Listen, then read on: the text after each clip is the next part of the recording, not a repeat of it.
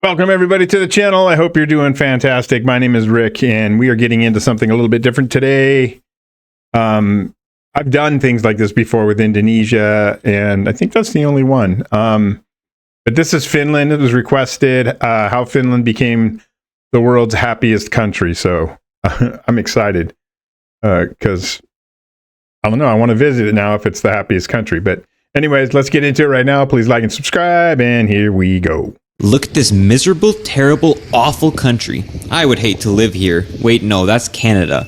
Look at this cold, dark, isolated country. I would also hate to live here. Oh, wait, this is apparently the happiest country on Earth, Finland. This is the happiest? Can you imagine how miserable the rest of the world must be? And they're the happiest by a pretty wide margin. Here's the rest of the list, and then BAM! Finland jumps way ahead of Denmark to first place. So what can we learn from Finland for us non-Finns to be happy too? Let's look for some clues so we can stop crying and maybe cheer up for once. Are they happy from their climate? Now you might be thinking, what are you talking about? Of course it's not their climate. This country is full of blizzards, rain, permanent nighttime, at least long winter nights in the south, and mosquitoes. So many mosquitoes. But out of the top 10 happiest countries, just on the mosquito part alone, it's already a negative. And I mean that in the best possible way. Just mosquitoes love me. I don't know why. They always find me somehow, regardless. But that would be a tough one for me to overcome. Countries on Earth, pretty much all of them are cold. The happiest hot country is Australia, and it's all the way down at 11th. Maybe there's something to a cold breeze to make someone happy. But our theory is not always true. Hot Costa Rica is happier than lukewarm Britain, and boiling Saudi Arabia is happier than hot Italy. So even though the weather might not influence happiness that much, the environment might. Finland is a wooded country. It's got a lot of bush. A whole 2/3 of the country is forest. That might have been relevant in the 1800s, but it's the 2000s now. Most people don't live in the woods. They live in cities. At least 85% of Finns do. But hold up, look at these pictures of their cities. Why are there trees? Why is there water? Cities are supposed to look like this. Road, stores, skyscrapers, road, more road, smog, road. It's not supposed to have nature. But the average Finnish city uses 30 to 40% of its space for what it calls green space, including Helsinki's 52 nature reserves, Tampere's green shorelines, and Jyväskylä's green ring. Finnish residents even say that their number one priority for their cities is transportation, like literally everyone else on Earth. But their number two priority is proximity to nature. It also helps that Finnish cities are some of the least densely populated in Europe, and none have a population over 1 million. So nature is always near to them. Nice. That seems like a good way to be happy. Could it be their culture? The scowl on the face. This is kind of a funny take. I like it. Cracking me up a little bit. Europe, and none have a population over 1 million. So nature is always near to them. Nice. That seems like a good way to be happy. Could it be their culture? At over 90% Finnish, 60% Lutheran, and small percent Sami in the north, Finland is quite homogeneous. They have a culture of education and innovation, with most people having a bachelor's degree and having a 100% literacy rate. Not a single person can't read. I don't know how much I believe that, considering their language looks like... They also have an egalitarian culture that shows up particularly... I would have to kind of challenge that one, that nobody knows... everyone knows how to read. There's nobody that doesn't know how to read. Considering where I'm at, that seems to be a problem, quite a problem these days in education. Rate. Not a single person can't read. I don't know how much I believe that, considering their language looks like... They also have an egalitarian culture that shows up particularly well in its work. You know, flat organization, autonomous decision-making, strong work benefits, and the average work week only being 35 hours long. Just don't show up late. They'll beat the out of you if you do. Showing up late would probably break their trust, and Finns have built their society very trusting. Maybe the cold and 6 centuries of foreign rule forced the Finns to rely on their neighbor, can't do much alone when outside looks like this, and can't go alone when your Swedish ruler drags you into another war. Or maybe they're just trusting because of the low crime rates and economic security the Finns have. So could it be security that makes the Finns so happy?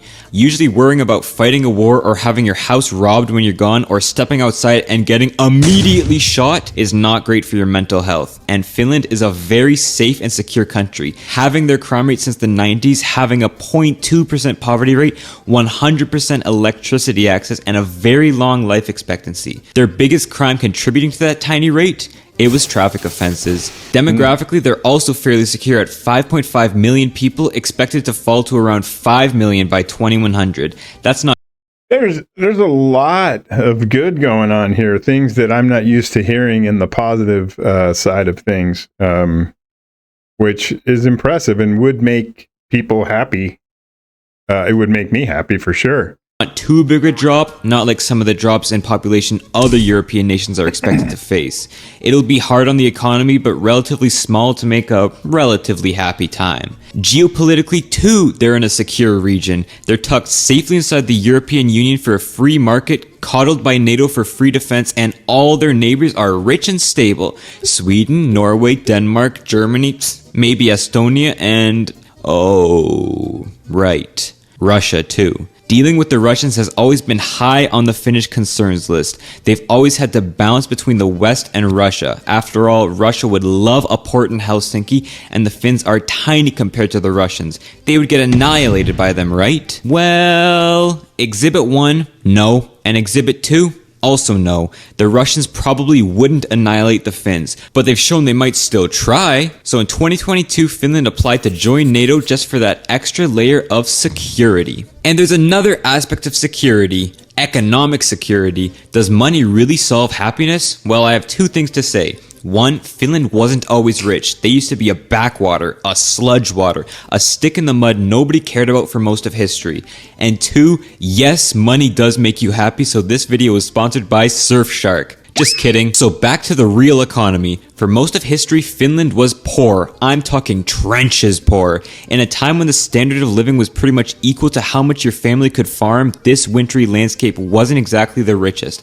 It wasn't the freest either, being under Swedish rule until 1809 and then Russian rule until 1917 when they had that whole revolution. Although they generally had a great amount of autonomy to focus on whatever they wanted. So the law, money, banking, and integrity have been stable for centuries, developing trust.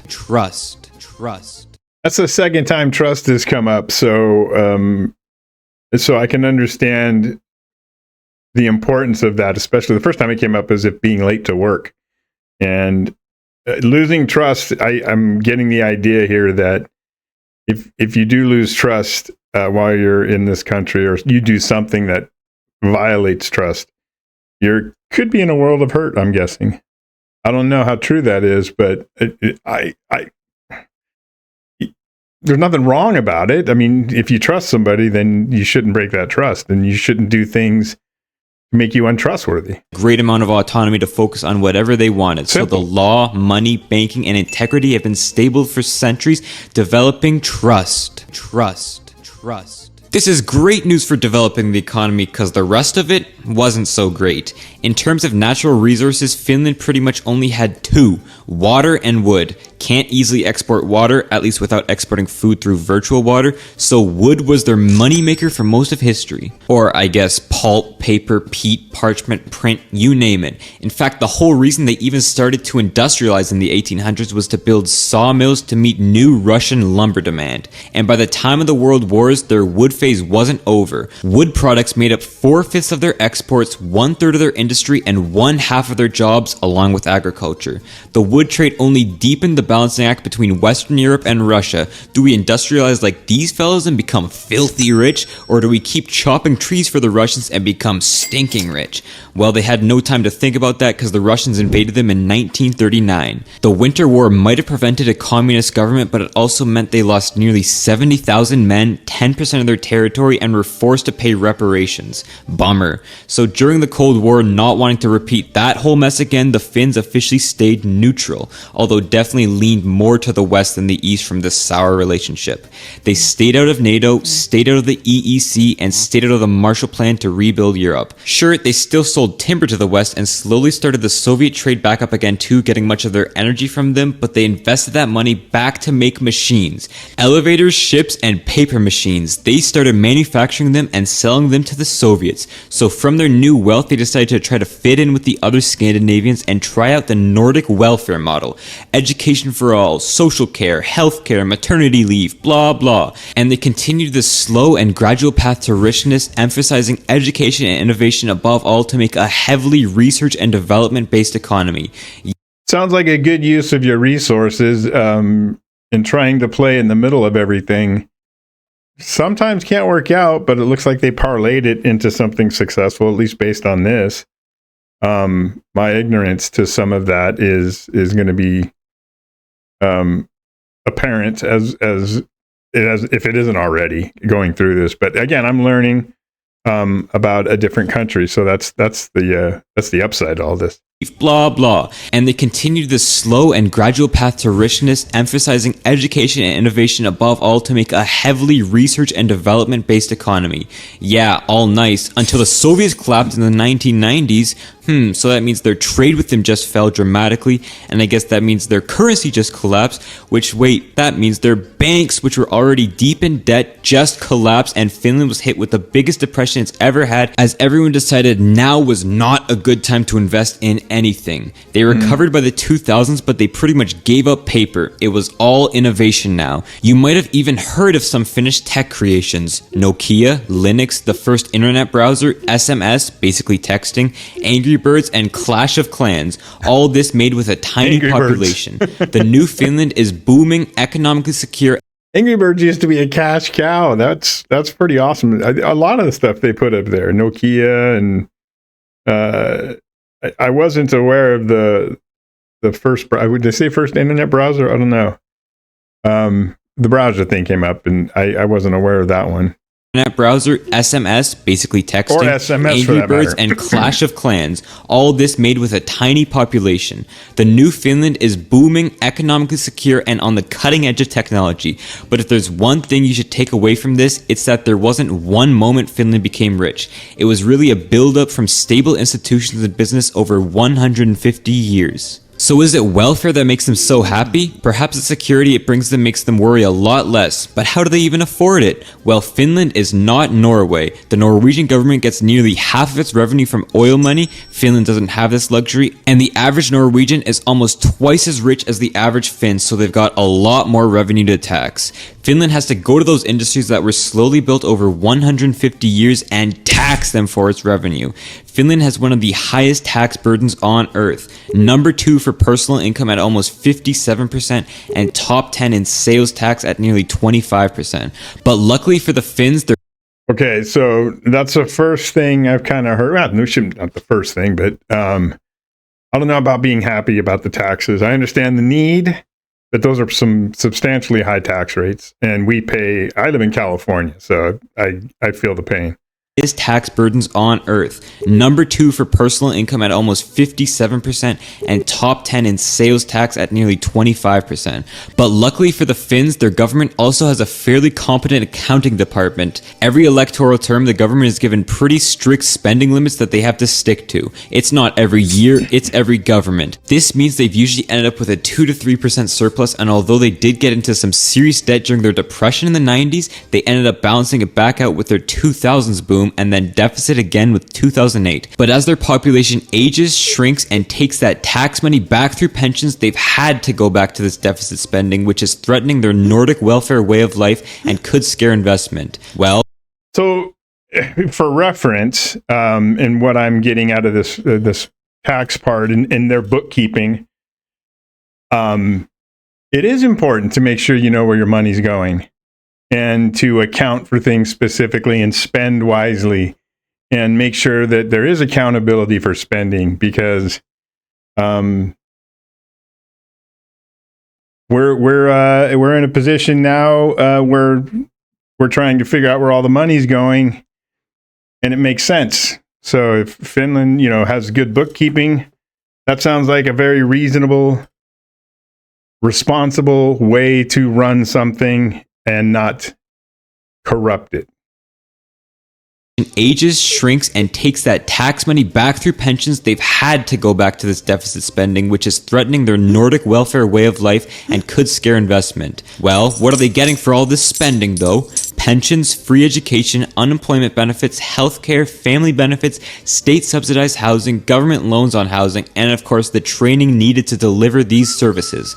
Sounds pretty nice to me. It also helps you could actually trust that your government will get these services to you. In a lot of less developed nations, your tax bill will come, you'll wait for the new services you'll get, and keep waiting, and keep waiting, and keep waiting, and they never seem to come. Trusting that the government won't screw you when you give them 57% of your income is pretty important to feel secure. So it's up to you personally to decide if you would take this deal, but taking it doesn't seem to make That shouldn't sound foreign. Trusting the government to use your money wisely. Because without your money or the taxes that you pay as a citizen, nothing would be able to get done. No, yeah. Very reasonable, right? Extremely reasonable. Screw you when you give them 57% of your income is pretty important to feel secure. So it's up to you personally to decide if you would take this deal, but taking it doesn't seem to make them any sadder. Okay, that's way too much about this happy, jolly, jovial nation. Let's talk about their problems. First is obviously their shrinking population threatening their whole welfare model, bringing rising debt and falling investment along with it. Second, they have a housing crisis. House prices are climbing at a pretty scary rate. But tell me which developed nation isn't facing a housing crisis, am I right? I wish I could afford a house. Third, again, it's in most cases it's what you do responsibly to attack some of that those problems. So housing is a problem quite a bit, and if you're doing the right things with it, you can mitigate that if you handle it correctly. Which looks like they're doing right. You see that one downward trend right there where they try in those one areas to come down? That's where you want it to go. But yeah, I understand the problem. Scary rate. But tell me which developed nation isn't facing a housing crisis, am I right? I wish I could afford a house. Third, the whole Russia situation isn't getting any friendlier right now, and it sucks considering Russia was a huge supplier of energy to them. When they got cut off from Russian gas, electricity prices rose almost 50% in 1 year. They've had to get some coal plants back online to meet demand, and it doesn't help that 30% of their electricity comes from wood still. Jeez, wood? Someone help Finland get out of the 1730s with their wood-burning plants. Get them some oil, uranium, at least a wind turbine. Fourth, sure, Finland is happy on the aggregate, but a lot of Finns are still sad. It's the importance of energy. Energy is necessary, and it sounds like most of the stuff that they're doing, if they had to go wood and coal, they don't burn as clean. But, without energy, you get crippled.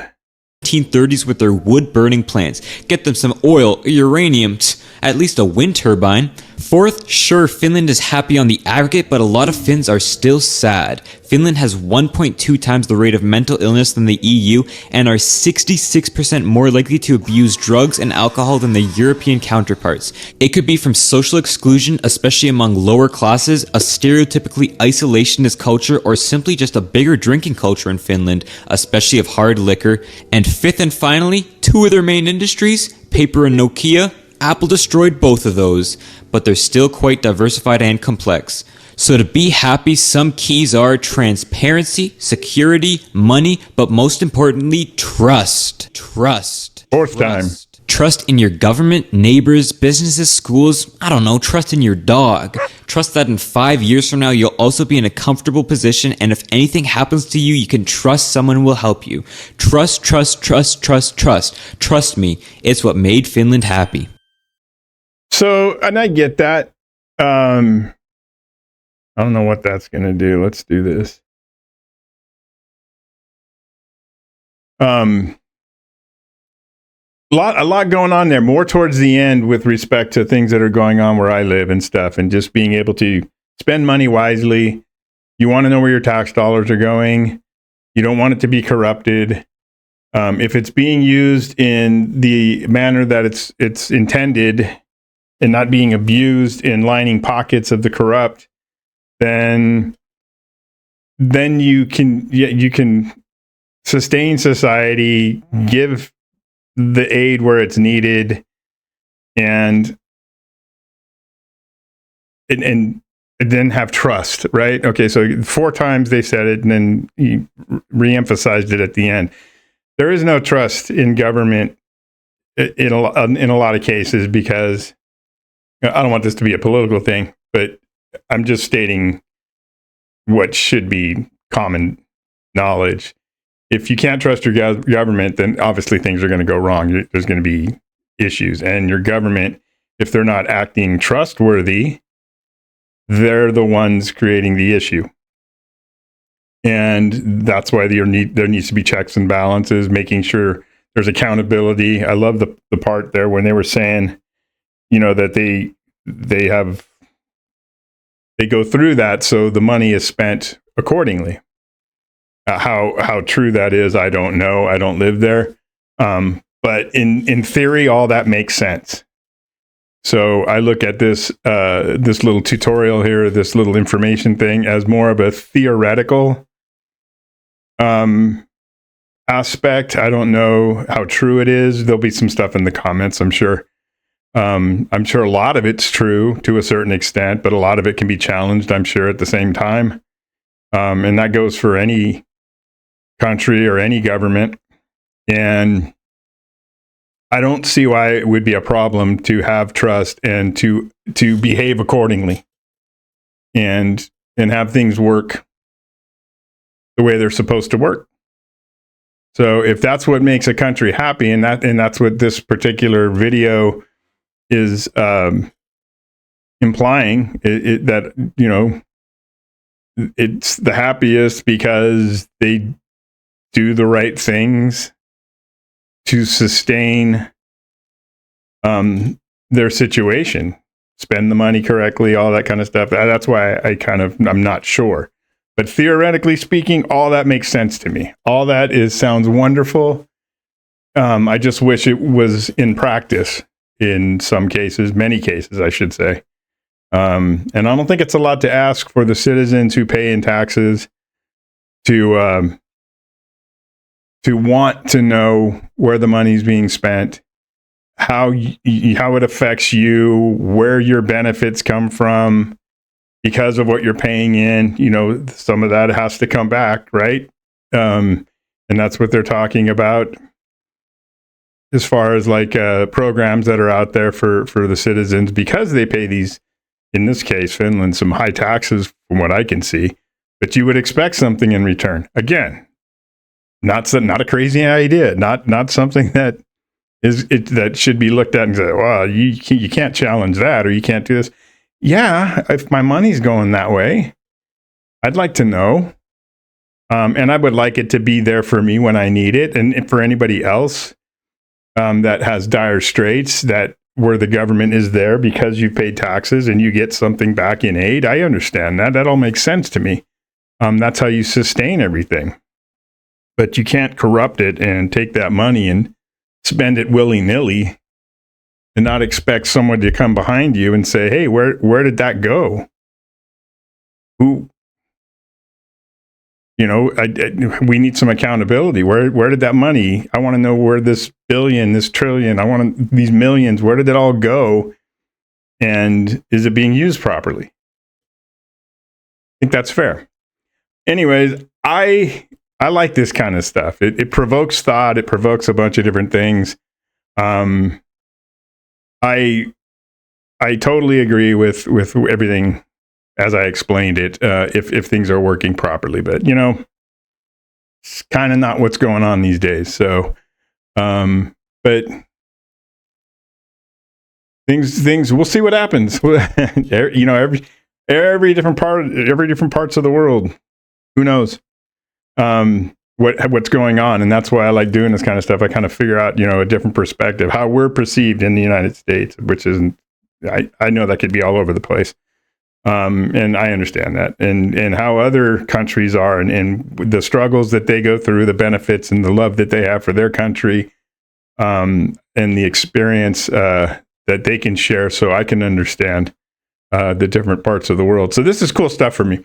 I do like it. And again, I'm not trying to get political or anything. I think I'm just speaking common sense.